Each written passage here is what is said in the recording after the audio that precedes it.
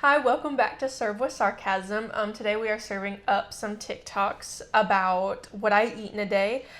We are going to put our screen recording of the TikToks that we are going to cover here somewhere in between us and walk you through them.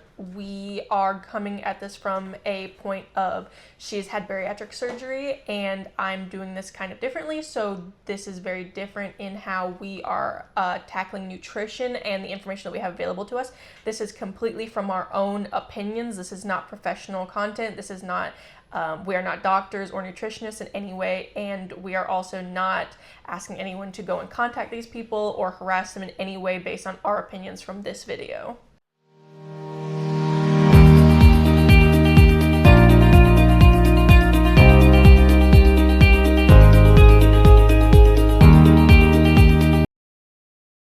Okay. On to the video. Hey besties, here's what I eat in a day down 179 pounds as a girly who believes that living a balanced, healthy lifestyle does not have to be so complicated and scary. Still trying to lose a little bit of weight, but mainly build muscle as I burn off the rest of that fat that I have. Okay, so it seems like she's doing pretty much high protein also, which that was really high because she's doing almost 1 gram per pound of body weight, which... Yeah, but it's not supposed to be 1 gram per pound. I think it's supposed to be like 1 gram per kilo. I'm not sure. I've seen different things. Because when I started eating higher protein, and maybe she'll talk about like if she's weight training, because that's what I saw was that if you're weight training and you're trying to build muscle, that you're trying to do 1 gram per 1 gram, or not 1 gram per 1 gram, 1 gram per 1 pound. So I'll be interested to see like if she talks about that, because if she's not weight training and like actively trying to build muscle, that seems like a lot of protein otherwise. That like maybe your body doesn't need. Like I know it's always good to have more protein for like satiation, but there is also that like line where it becomes too much. Oh yeah, there's definitely too much. I consistently sometimes eat up to 160 though. Yeah, see, and for me, just because I'm trying to lose weight also, I'm not quite at that level. I'm right now I think eating about 120 grams per day is like my goal, which is kind of hard. I didn't realize how hard it was going to be to eat so much protein because I mostly eat chicken. And there's a lot of days where I hit 4, 5, 6 o'clock and I've already eaten 4 or 5 like chicken tenderloins or chicken breasts and I haven't met my goal and I can't eat anymore. Like, I don't know how people reach these protein goals. It's so much chicken. I can't eat it half the time. Then you need to really reconsider if you want to have skin loss surgery someday. Because in order for your body to recover from that, I think the surgeon said they want you to hit like 250 to 300 grams. Like you spend 2 weeks doing nothing but shoving protein in your mouth. But I feel like that's where things come in handy with like protein drinks and also like protein bars and stuff, which I don't eat a lot of protein bars because I do try and get my protein naturally, like more through chicken and like food and not supplemental things. But I feel like in a situation like that where like there's no way when you're recovering from surgery and you just don't have the energy, speaking from experience, I've been through 3 major surgeries now. I don't want to eat, I want to sleep. So I feel like you would have to have all those supplemental things to kind of help you get that protein in. Yeah, and they want you to eat meat. They don't want you drinking all the energy drinks. They don't want you eating fake protein, because it's not fake protein, but protein from bars and stuff isn't the best for you. I'm sure that a doctor would like you to have the protein over, if your option is get it from a fake source. I think they're going to tell you to meal prep. And I think I'm going to tell them that I can meal prep to the end of my life. I can meal prep every single day and do all this. If I cannot bring myself to eat it, I can't. But you're going to want to eat it because your body's going to be demanding it. You are going to be ravenously hungry after a surgery like that. That is what everybody who has one says. Well, you want to do 2 things. Okay. You want to sleep and you want to eat. I guess it just comes down to I've never had the surgery. I don't have any experience. I don't know anyone that has had the surgery. So I am completely going off of speculation from my own surgeries. And the only surgeries I've had is 2 knee reconstructions and my cesarean. So I have not dealt with... You did tonsils out? That's a surgery? No, I didn't. I haven't had my tonsils. Not your tonsils, your wisdom teeth. Oh, my wisdom teeth. I guess that does count as a surgery. But that's way different. I was up and moving within like hours of that, so it's not... You were hungry for an ice cream cone. Okay. All right. We're gonna... Okay, no, we're not going back to it because now that we've gotten completely derailed for 5 minutes... And we're 30 seconds into the video, if even that. Long ago. The first thing she does is drink greens. One, my surgeon hates them. Yeah, I was going to say, I would wonder if... Let me look at the... They're tagged, but it doesn't say that it's necessarily a ad, so I wonder if it's skirting ad content or not. And she's also got liquid IV tagged. So, they've proven... Which, I mean, at the end of the day, get your sponsorships. Like, if you can, get your sponsorships. I know that it's not great to promote those things, but get your money.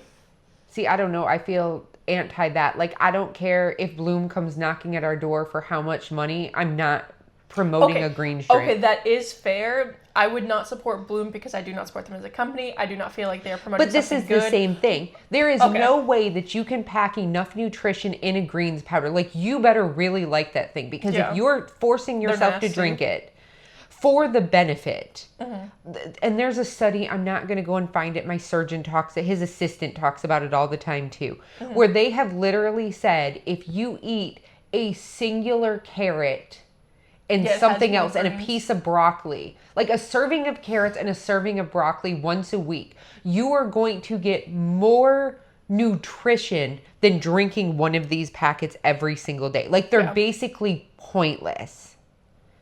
And I guess I just look at it from the thing of, like, if you want to drink it like this, but you're not eating the carrots, you're not eating the vegetables, and this is, like, your segue, or this is the only way you're getting it because you are anti-vegetable, like, I don't know, I guess I see, like, but it would be like if I was to give you a vitamin C pill on the first of every month, and that's all I gave you, how much is that really going to help you? Because there's such a minuscule amount in them. Yeah. It's like the fact, like, a TikTok has half a calorie, but if you eat the whole package, they still have calories type of deal. Yeah. What's in these is so negligible. You're not getting any benefit.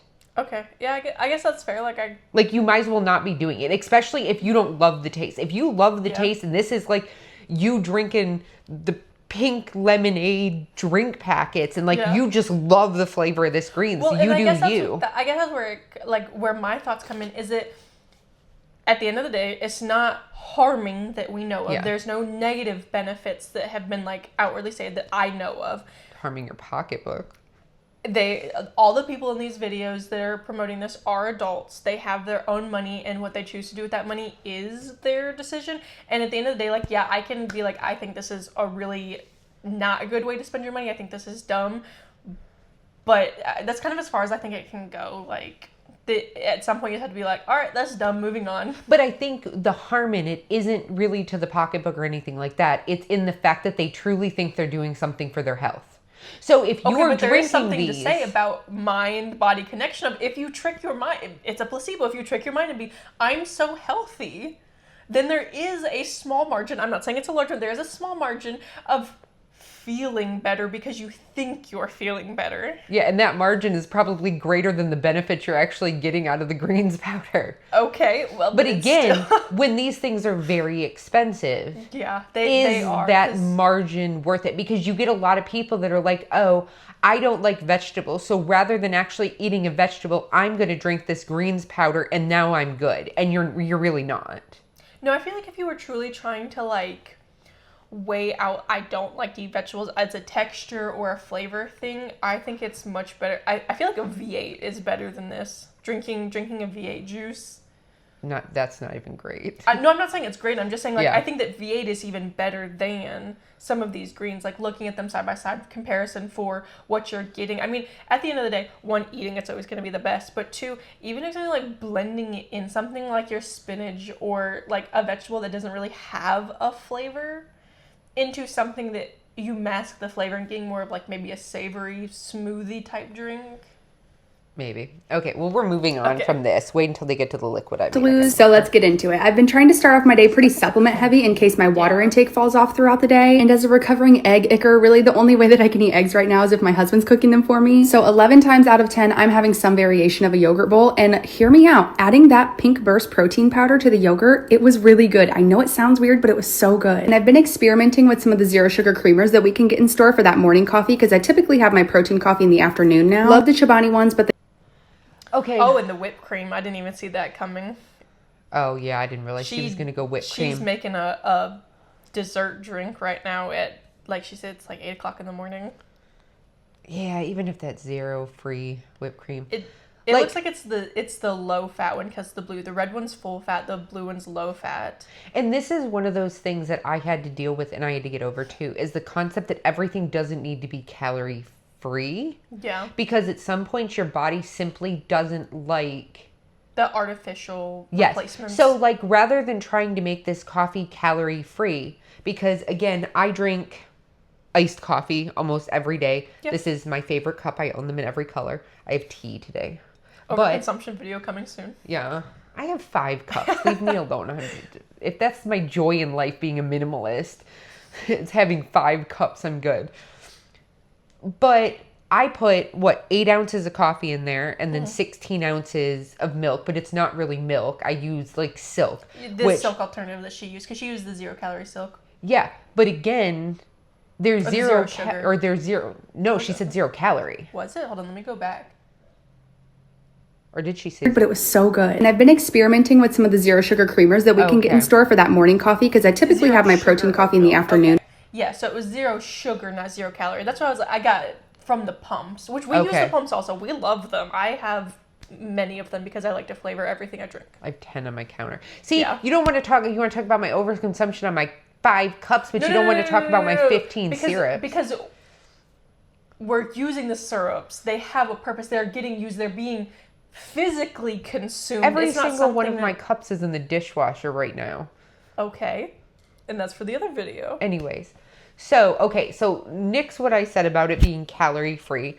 But even going sugar free, like, why are we experimenting with sugar free when we're putting, even though the syrups are sugar free, they are sweet. Yes, they are very sweet. So why do you need sweetened oat milk in sweetened coffee with whipped cream?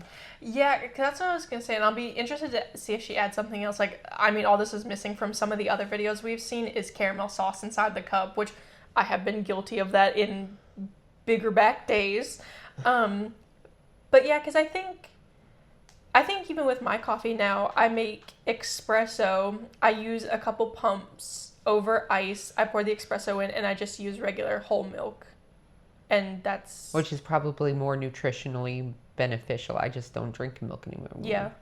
And that's pretty much the only way I drink milk is in my coffee. But and I'm not opposed to, like, whipped cream. We were just talking about, like, Cafe Con Pan earlier, which is basically a shot of espresso with whipped cream on it. Like, yeah. But... doing it every single day for your coffees. And also she said protein coffee early in the day, so I'm not sure if this is going to be she has multiple coffees throughout the day, and if all the coffees have the whipped cream, that's where we start to get... I will say she did the thing that you looked at me weird for doing, putting the Jell-O powder. She didn't use Jell-O powder. I think she used... it was like the protein drink powder, but it was flavored is what she's putting in there. If you want to go 0 calorie on that, one of the things I found from a Will Tennyson video, one of the fucking things he did with one of the guys, was the guy was taking yogurt and he was putting the whole packet, but realistically you don't need that depending on how much you like sugar, like the Starburst Jell-O powder in it as flavoring. Oh yeah. Because it's very, very strong. Yes. Like if you think the drink packet in there or a drink mix is strong, like that Jell-O flavoring is really strong. But it was good. Okay, well, we've gotten off. So let's make it... I love the Chobani ones, but they only have 2 flavors. I wasn't a huge fan of the nut pods, but this silk vanilla cinnamon is definitely one of my faves. In my 40-ounce water bottle, I'm adding sugar-free electrolytes, sugar-free flavoring, and creatine because it's going to be a swole girl summer. Okay, so 2 flavoring packets. No. Electrolyte. Oh, no. An electrolyte, salt. Yes. a flavoring palette, caffeine. That's what she just put in her cup. No, because creatine's not caffeine. I swear. No. Pre-workout has creatine in it, but creatine in itself is not caffeine. Go back. Which one did she use? Rise. I swear to God, the Rise creatine has caffeine in it. It did not. And I cut the 3 minutes of us searching and looking at the label online. So with the electrolytes, I thought that was very interesting because most people say that you're not supposed to really take electrolytes unless you're sweating a lot, like marathon running, heavy working out, because you are sweating out more than you can rehydrate in a normal amount of time. With you having bariatric surgery, like, did your doctor recommend, because I know that you have like a really high water intake per day, like, did he recommend that you take electrolytes to keep that water? No, because his point was, if you need to retain water, which is all electrolytes do, they make you retain water, is you're basically drinking flavored salt. Like, they actually, I was warned, like, except for very early, because you go through 3 stages. You have stage 1, stage 2, and then stage 3 is basically the rest of your life. There might be 4 stages. I might have combined 2 of them there, whatever. Stage 1, you're fresh out of surgery. Like, you're drinking water an ounce at a time. They really push Gatorade, that type of stuff on you. So things that do have some electrolytes in them. Past that, there's no benefit to it. Like, it's harder for me to get watered down because, like, if you came inside and you were super thirsty, you could down this. I can't. It'll make me sick and it'll make it come back up. So I was a downing water type of person. Grab a bottle of water when I'm thirsty, down the water, be done with it, move on. I didn't carry cups. I wasn't always on water, except for coffee. Still love coffee. Now I have to constantly sip. I have to make sure that I'm getting 3 or 4 cups in per day and that I'm drinking them consistently, because if I don't, there's no downing water to catch up. So there's no reason, if you're consistently drinking, to be trying to retain water. Like, there's no purpose in that, because you're not having depleted yourself. Like, I do not believe looking at her house, looking at her life, even if she is going to the gym consistently, unless, like you said, she's getting on a treadmill and she's marathon running, you are doing nothing to deplete, like you said, with the sweating, unless you're physically forcing that water out of your body. You're on a diuretic, you're peeing it out constantly, you're sweating it out constantly, something like that. Your body maintains a normal level. So what happens is you get pushed Gatorade, Liquid IV, all these electrolyte drinks, they're pushing them as it's healthy. But they're pushing it as healthy to expand their market, because there's no need for a normal person. The average person does not need electrolytes. But my surgeon has said if I want to drink a Gatorade and I really like the flavor of Gatorade, like, go on. But most people don't want to drink Gatorade. What Liquid IV has done is they've just made electrolytes and the concept of health very interesting to people who don't need those things. And you can actually, it can be bad for you if you do it too much. Yes, I was also going to say, working in a gas station, like, the Friday, Saturday night, like, partiers, Monday morning come in all the time. A lot of the people that worked, like, heavy construction, stuff like that, were always grabbing the Liquid IV and being like, oh yeah, I was partying all weekend. This is, the cure. And I'd be like, salt water? Okay, go. Sure. Yeah, you might as well have just woke up that morning, got in the salt shaker, poured it in your hair, and just called it a day. You're doing the same thing. It just tastes better. Oh, yeah, because all of them would have the same thing, that it tastes terrible and it looks bad. Like, if you've never seen Liquid IV, it looks like bottled ocean water. Like, it's cloudy. It looks unappealing, which is why I do not understand. Which is super, super interesting, because doctors, so if you wake up in the middle of the night having to pee, right? Doctors will tell you that one of the way to stop that from happening is to drink something like decaf coffee, which isn't great for you, but something that's super flavorful, and put like a teaspoon or half a teaspoon of salt into it, something that's enough to mask it, and drink that an hour or two before bed, because then all the water that you drink will get absorbed by the salt and you won't have to get up in the middle of the night to pee. Okay, I could see that being like helpful for people with incontinence, but for the general population, I would say that that's so unnecessary. Like we're getting so much salt from our food. Like I would not recommend to anyone to add salt. Healthy people they're giving this advice to. Like you are eating a normal diet and you're just, because again, age gap, you hit an age where you're just not making it through the night, and you get people in their 40s and 50s, and that's actually advice. Well, that's what I was saying. Like when you start hitting like not incontinence like you're going on yourself, but incontinence where the urge is happening more often and it is bothersome and in impairing your health in other ways. Because I do think that getting up once or more in the middle of the night, interrupting your REM cycle like that is not great. No, I will say, because it's a very divisive thing, I am pro protein coffee, obviously. Yes. You know that, they don't know that. Yes. I am not protein coffee like some of these girls are doing. Yeah, she's not drinking like Javi where it's the powder and it's, I think she used it, where it is the powder that flavors your coffee and it's like the coffee flavoring powder that makes the coffee and it has protein in it. I make 16 ounces of normal French press coffee and I take an entire bottle of Premier Protein in whatever flavor I'm feeling that day, and they just get poured together. I basically use it like a creamer and it fills up one of these entire cups. Yeah. But I know a lot of people, there's a couple of creators that we watch or that are very anti, like, you don't need sugary protein drinks. You shouldn't be drinking that. And my problem and why, like, if I didn't have this problem, I probably wouldn't have stuck with it. But my big thing was, before surgery, eating too early in the morning made me sick. It still makes me nauseous. Yeah. And they thought that the surgery was going to help change my dynamic and that was going to change.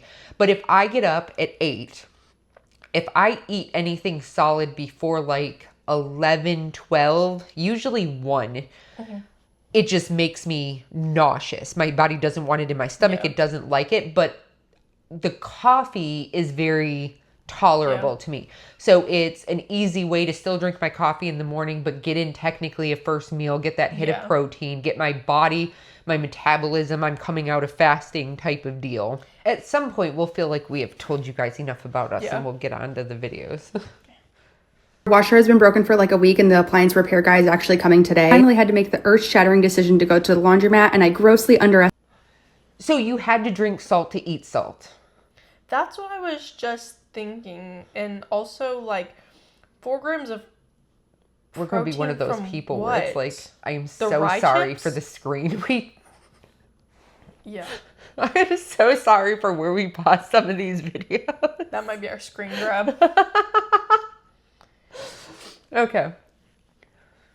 But yeah, because she drank the salt water, then ate nothing else, and then had a very salty snack. And one of those bags of chips is like 300 and something like calories if you eat the entire thing, because it looks like a gas station size bag, and like 4 grams to like almost 400 calories is not good, like, trade-off. Because it's a bread. Yeah. Where is the protein even coming from in a bag of Gardettos? I think the rye chips. Because sometimes rye, I think, has protein in it. Maybe. But that's the only thing I could even think of.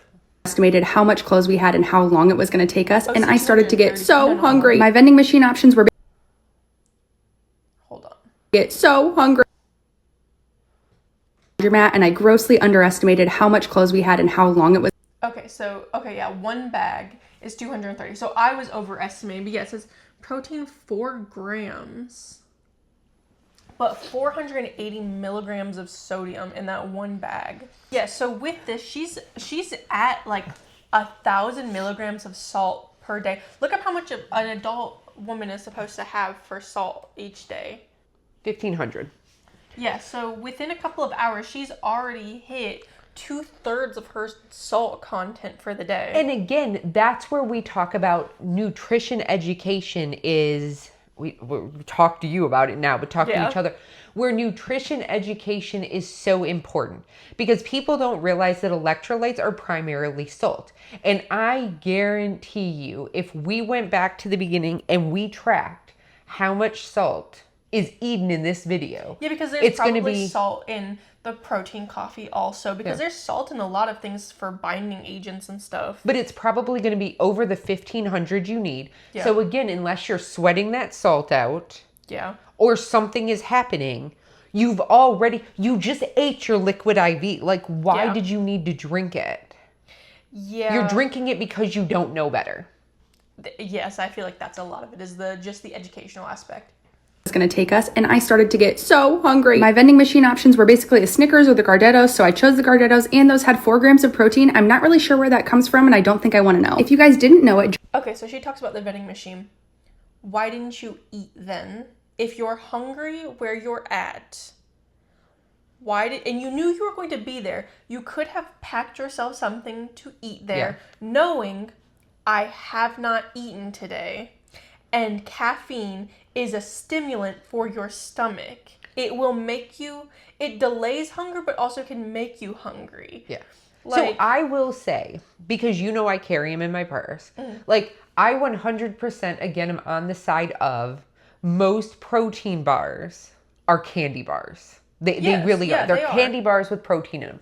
I love the Bear Bells, the caramel nut one. And I really like the Lenny and whatever it is. They have a cookie-fied bar. And I generally keep them in my purse, in my car if it's not summer. I have one with me at all. Because again, it's even a backup in case something happens, you get stuck somewhere. It's better than the Snickers. It's better than the Gardettos. I'm getting a hit of protein. I'm still getting something. Like, it's still not a little treat. Best option, but it's a better option. But I keep them on me so that if something happens, because the amount of times I've gone and looked at a vending machine and been like, absolutely not. Yeah.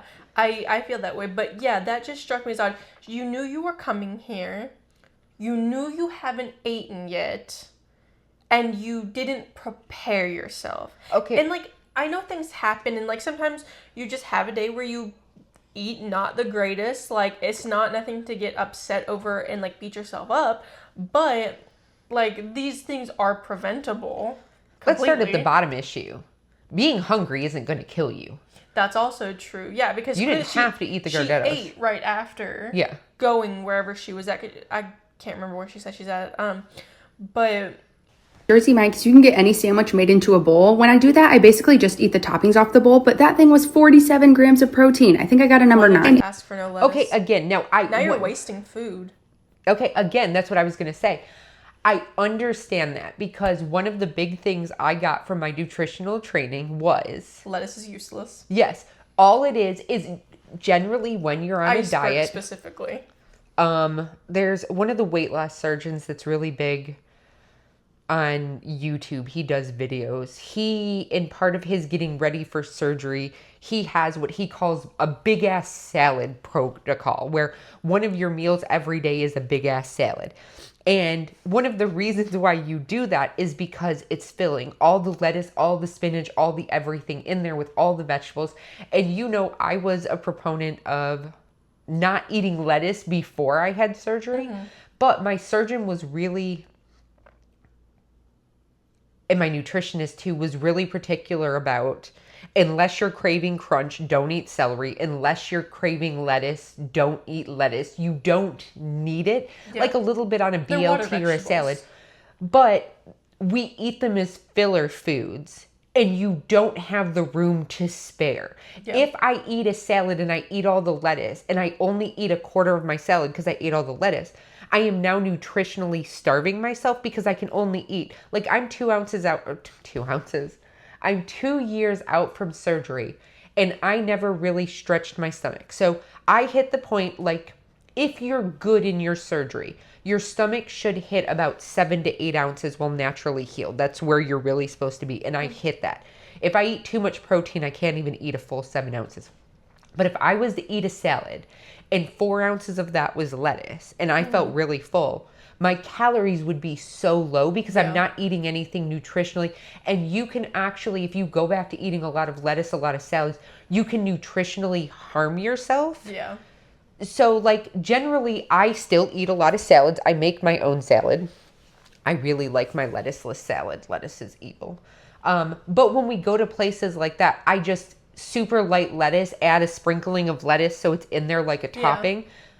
But why get it to throw it away? Just tell them you don't want it. That's where I was going with. It's just wasteful at that point because you've just thrown away, and that was like a lot of lettuce also. And we don't always eat super healthy. Like me and my husband just went to the melting pot a couple of weeks ago, and we did like the 4-course thing. It was for our anniversary, and I really like, they have like a pecan crunch salad, and I literally told the guy, like, bring me a quarter of the lettuce, like all of the toppings, a quarter of it. And he's like, got you. You just want a plate of the good stuff. Absolutely. And that's what he brought me, just enough lettuce to kind of mix it together, and you're good. But you've always liked, when I was dieting pre-surgery, I came up with a salad concoction that doesn't have lettuce in it. It's 3 different kinds of deli meat. It's more of like an antipasto. Yeah. 3 kinds of deli meat, an entire thing of crumbled bacon, like 6 hard-boiled eggs, an entire bag of croutons, an entire bag of shredded cheese, like a quarter of a thing of Parmesan. There's an entire container of feta in there, and then just various vegetables for the crunch. Like bell 3 pepper. Bell peppers. There's 2 whole cucumbers, like 6 tomatoes. We've put pepperoncinis in there before. Olives. Oh yeah. Ton of olives go in there, like black olives. And you kind of mix it up all over, but there's so much stuff in there and it's so flavorful. One of the reasons why I built it that way is you don't have to have dressing. Yeah. So like 2 cups of this salad, which is more than I could eat now, is something like 350 calories, but it's super, I mean, there's a ton of salt in it because of all the processed meats. Because one of them's salami, one of them's turkey, and one of them was roast beef, I think I put in it. So that brought it up. If you take some of the meats down to like chicken and turkey, it's better for you. Yeah. But even like on the high side of it, it's like 500 calories, which for a normal person that has not had surgery, if you have 3 cups of this for like 700 calories, it's so nutritionally dense between the eggs and the meats and the vegetables. And it's just... You're getting a lot. And like all of that would make a lot of like salad for us to kind of We have a giant bowl. Yeah, we have a very large like steel mixing bowl that all this gets tossed in. The bowl of secrets. Anyways... Yes, I did get the juices, which is an unmeasured amount of olive oil and vinegar. I made a cinnamon roll protein coffee. Oh my God, it was so good and delectable. And you already know what it is, besties. You love it or you hate it. It's the buffalo tuna mac and cheese. I usually like to use the cheddar one, but we only had the like white cheddar, which was fine. It was fire either way. Those carrots really made it an orange dinner, and I ended the day with 140. Because I have never considered adding my tuna packets, because I use the same ones. I have never considered putting tuna on my mac and cheese. I'm not eating tuna on mac and cheese because I'm not eating tuna ever. Anyway, I think that I might try that tonight because I think I have the exact one that she's talking about. But full disclosure, I am a craft girly. I cannot do the Velveeta. I don't know what it is. I don't like Velveeta. I can't stand the flavor of it. That is one of our differences. I will eat Velveeta in a block as a dip in my mac and cheese. Horrible. I prefer those Velveeta skillets over Hamburger Helper. Now, I will say, I don't think I have any crafts, so I will probably be hand grating my cheese for this tonight, but it looks pretty good. Okay, but did you also notice that was the 3rd protein coffee she had? And limited protein on the salad, because it was a sub. Yeah. There's tuna in this. And then what did she come with? Is that chicken nuggets? Or no, it was like fries of some sort. She said I think it was chicken fries. That's why. Hold on. It's really made it an orange dinner, and I ended the day with like something else. I don't know what it is, but yeah. Does she say it? Oh no, it's about to flip over. Yeah. Yeah, whatever that is. I'm gonna assume it's like... It's a fry or a side of some sort. It's not meat. But again, yes, 22 grams of protein because the fish is good for you. I just cannot that 22 grams is 100 is all coming from just the tuna. Yeah. Like none of that. So you had 22 grams in this. You probably had 15 or so in the sub. The subs aren't really super high protein. You had 4 grams in the Gardettos, and then you had coffee because she didn't eat anything before the Gardettos, did she? No, because she just had coffee. I think she had another protein coffee because she No, I'm talking about food. Oh, yeah, no, that was it. Yeah, so she has eaten very little, actual So half food. of your protein came from coffee.